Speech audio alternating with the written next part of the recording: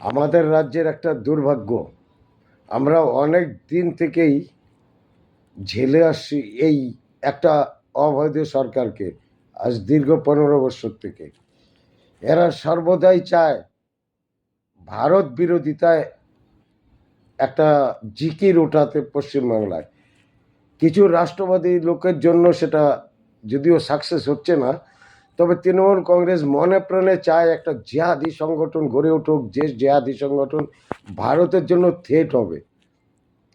আর মাঝে মাঝে সাকসেস হয়েছে, ছোট ছোট গ্যাং বানিয়েছিল, যদিও এনআইএর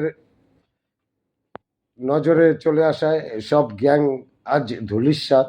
পশ্চিমবাংলায় এখন জিহাদি গ্যাং তেমন কিছু মাথাচাড়া দিয়ে উঠতে পারেনি, কিন্তু তৃণমূল কংগ্রেস আপ্রাণ চেষ্টা করেছে। আর প্রতিটা ইলেকশনের আগেই এই তৃণমূল কংগ্রেস ভারত বিরোধিতার একটা জিকির উঠায়। ভারত